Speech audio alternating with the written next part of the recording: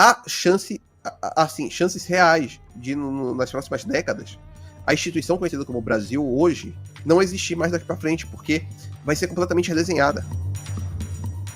Com o fim desse pacto liberal, com o surgimento de alguma coisa diferente, o que sobra para a África? Ela vai ser só mais uma colônia chinesa? Cara, a África é um continente muito difícil, porque assim, eles estão passando por um boom demográfico enorme. Né? Por exemplo, o país que mais vai ter falantes de língua portuguesa daqui a alguns anos não será mais Brasil, será Angola. Então, assim, péssima notícia. O maior público falando de português vai ter aquele sotaque angolano. Mas... A gente vai ter que fazer vídeo pro YouTube da Angola daqui a uns dias. Moneng. Mas você vai ver ali, você tem a Nigéria, você vai ter alguns países que estão desenvolvendo bastante.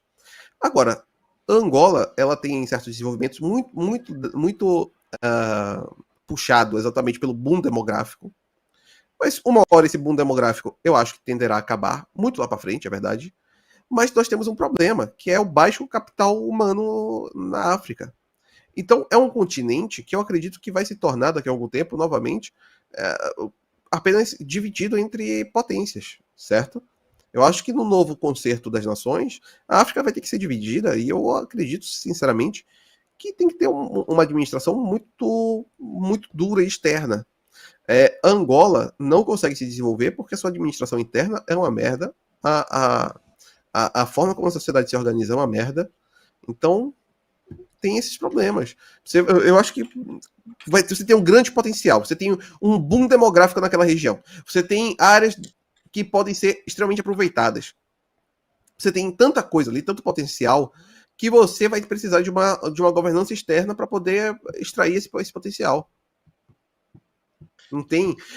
Quando a gente fala sobre multipolaridade, não é que você vai ter 300 nações com vozes. Não, você vai ter 4 nações dividindo o mundo. Pois é, a gente meio que deu uma pincelada nisso na live de ontem. Eu falei, cara, eu não gostaria de ver a China comprando o meu país, mas eu acho que para os africanos está sendo um bom negócio, porque eu tenho a impressão que é meio que é isso ou nada, né? Não tem muito para onde eles irem. Sim. É meio que o que sobra para eles. E aí o Daniel fez uma nova pergunta aqui. Orlando, quando teremos a nova conferência de alta? E qual será o papel da África nos próximos anos? O papel da África, eu acho que o papel da África, em certo sentido, primeiro, fornecedor de terra, porque você vai perceber que, principalmente, a China faz muito o seu excedente enviado para lá, né? Para poder... é um envio de excedentes para a África. Um material humano de baixa qualidade para certas funções, é isso. Não tem muita função para a África em si. Você vai ter a forma como irão administrar esse continente. Tem uma coisa interessante que é o seguinte. Vou fazer uma indicação de leitura aqui para vocês, certo? Acho que vale a pena fazer uma indicação de leitura. Esse livro aqui, O Fim do Mundo é Apenas o Começo, do Peter Zeihan. Deixa eu colocar assim que dá para... Do Peter Zeihan. Peter Zeihan é, para mim, um dos melhores analistas de geopolítica que tem. Os melhores analistas de geopolítica que tem. E bem, o Peter Zeihan, ele faz aqui um grande apanhado sobre, enfim, várias coisas do mundo todo. Fala também sobre a África.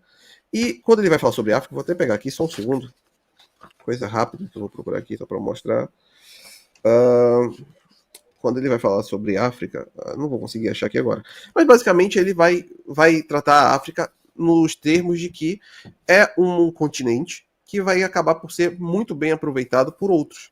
Tem um outro autor que tem um livro que é O Mundo em 2050, que ele diz que a África vai crescer muito, vai se tornar um continente, o mais populoso do mundo vai ser a África, né? É o continente mais populoso, vai ter muitos recursos naturais, mas que não vai conseguir dar seu salto de desenvolvimento. Então, todos os analistas olham para a África e pensam, há algo fazendo um entrave aqui, é o baixo capital humano.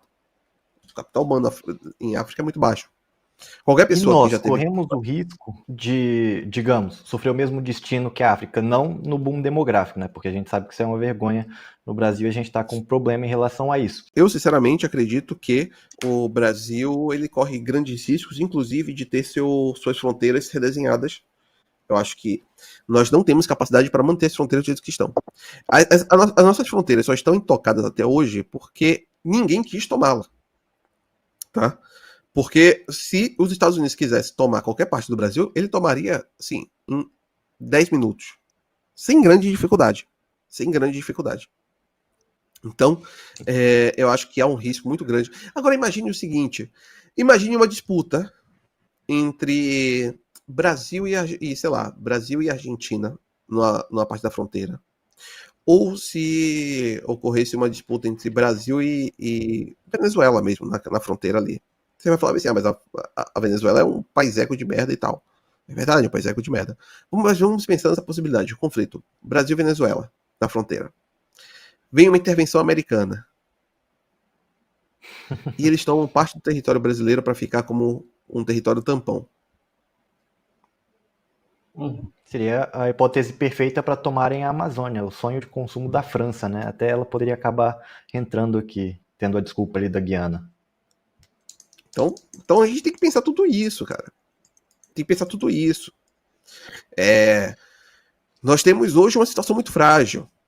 Muito frágil. Outra coisa, se tiver algum risco, se, por exemplo, o narcotráfico brasileiro oferecer risco para a Guiana Francesa, e a Guiana Francesa, que é um território francês, decidir que precisa ali de uma intervenção porque é a soberania do território francês ameaçado. E houver uma espécie de uma missão militar pequena da OTAN e vão tomar ali uma parte do Brasil para criar um estado tampão. O que impediria isso? O próprio Uruguai foi um pedaço do nosso território que se tornou um estado tampão, de certa forma. Imagina o seguinte, o que impede de perdermos nacos do nosso território dessa forma ou até de outras? Imagina o seguinte... nosso estado não consegue combater o crime organizado. Vamos pensar o seguinte, está aumentando, a emergência climática está aí, mudanças climáticas a todo vapor, e o Brasil não consegue cuidar da Amazônia. Uma missão da OTAN estaciona e toma conta. Estacionou no Pantanal para tomar conta do Pantanal brasileiro. E aí vão tomar também nossas terras produtivas. Então, o que você está me dizendo é que a missão chegar no poder não é só uma questão de nós melhorarmos o nosso país, mas de tentar manter as nossas fronteiras, né? Cara, assim, a gente estava conversando sobre isso, estava eu e Maurício Higg conversando sobre isso. Há chances reais de, nas próximas décadas, a instituição conhecida como Brasil hoje não existir mais daqui para frente, porque vai ser completamente redesenhada. Completamente redesenhada. Temos que pensar que a instituição chamada Brasil tem chance de não existir daqui a algum tempo, da forma como existe hoje. Porque nós não temos uma doutrina de política externa, nós não temos uma política de doutrina externa, uma doutrina de política externa, nós não temos uma doutrina de defesa, certo? Nossa defesa é profundamente dependente dos Estados Unidos.